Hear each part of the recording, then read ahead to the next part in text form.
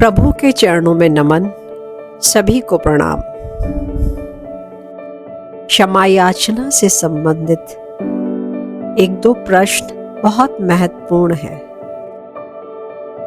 कि यदि कोई मनुष्य आपसे क्षमा मांगने के लिए तब आता है जब उसे अपना कोई कार्य होता है, अर्थात वो गलती करता है और आपसे एक्सटर्नली सॉरी बोलता है कि उसे मालूम है कि भविष्य में आपकी आवश्यकता है या आपसे कोई स्वार्थ सिद्ध होना है, इसलिए वो आपसे क्षमा याचना करता है। आप भी इस अनुभव से गुजरे होते हैं कि सामने वाला आपसे क्षमा क्यों कह रहा है, क्षमा क्यों मांग रहा है। आपको सदैव ये बात याद रखनी है कि कोई बाह्य रूप से या आंतरिक रूप से अपनी गलती को स्वीकार करते हुए आपसे क्षमा याचना कर रहा है, तो आपको उसे क्षमा करके आगे बढ़ जाना है, क्योंकि पिछली गलती से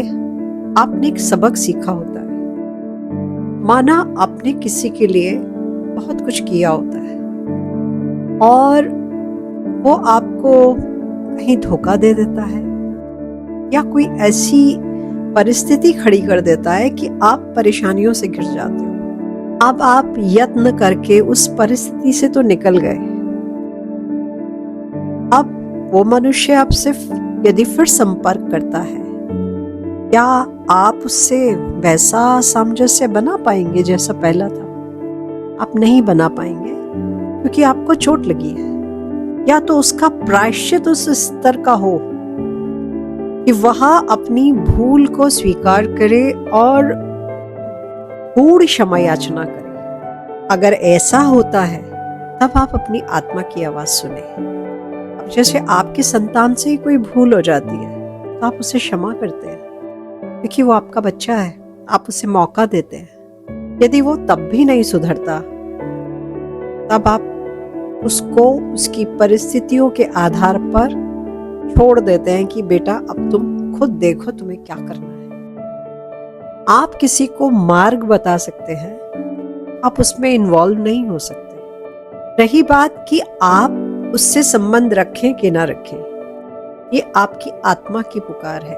आपकी आत्मा आपको मार्ग प्रशस्त करेगी कि आपको कार्य कैसे करना है। अनेक परिस्थितियां आती है जहां पे आपको लगता है कि अब ये करना चाहिए, नहीं करना चाहिए, लेकिन सबसे पहले आपको अपना नाम जप करना है। क्षमा करने का एक अभिप्राय ये होता है कि हमें संस्कारों में अपने आप को किसी से नहीं बांधना है। यदि हम क्षमा नहीं करते तब भी हम फंसे रहते हैं। तो हमें अपना आत्मचिंतन करना है, हमें सदैव सबसे पहले अपने पर काम करना है और हर नकारात्मक परिस्थिति से आगे निकल जाना है और जजमेंटल भी नहीं होना है।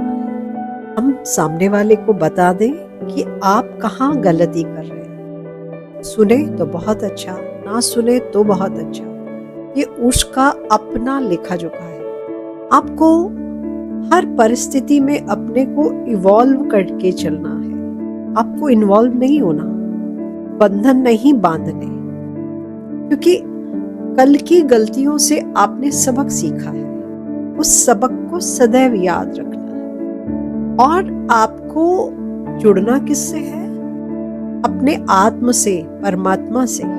जब आप ईश्वर चिंतन करेंगे तो प्रभु आपको सदैव मार्गदर्शन देंगे कि तुमको आगे कैसे चलना है, कैसे कार्य करना है। जब आप इस प्रकार से कार्य करेंगे तो आपका मार्ग प्रशस्त होगा।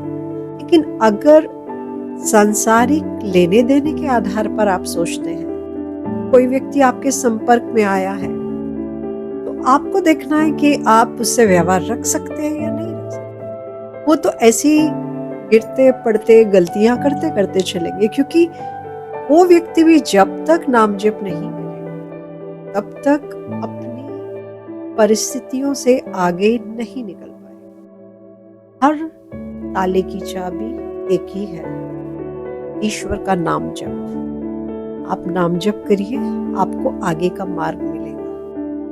क्षमा करना सबसे बड़ा कार्य, क्षमा मांगना सबसे बड़ा कार्य। जिस दिन हम इसको सीख जाते हैं, जीवन के बहुत बड़े सबक को अपने जीवन में उतार आ रहे हैं। इसे करने के लिए आपको तप करना होगा, अपने अंदर डूबना होगा। तब आप समदृष्टि, आप सब में ईश्वर को देखोगे। जो गलती कर रहा है उसके लिए भी प्रार्थना करेंगे, स्वार्थवश आपके पास आ रहा है आप उसके लिए भी प्रार्थना करेंगे और सजग रहेंगे। सजग रहना बहुत जरूरी है। आपको मूर्ख नहीं बनना है और कोई आपको मूर्ख बना भी नहीं पाएगा, क्योंकि आप जब ईश्वर के रास्ते पे है तो कौन आपको, इन छोटे छोटे स्वार्थों से कुछ नहीं होगा। इसलिए अपने बड़े लक्ष्य को अपनी आंखों के सामने रख के चलना है। हे प्रभु, ये जीवन आपकी धरोहर है, आपको सब कुछ अर्पित है, आप ही मेरा मार्गदर्शन करें। आपको मार्ग मिलता जाएगा, आप आगे बढ़ते जाएंगे। ऐसे करके देखिए, आपको बहुत अच्छा लगेगा और रास्ता समझ में आएगा, क्योंकि अंदर जो प्रभु बैठे हैं ना, वो हर क्षण आपको सजग करते हैं कि आप कहाँ गलती कर रहे हो। अंदर की आवाज को सदैव सुनिए और अपने को समय दे और नाम जप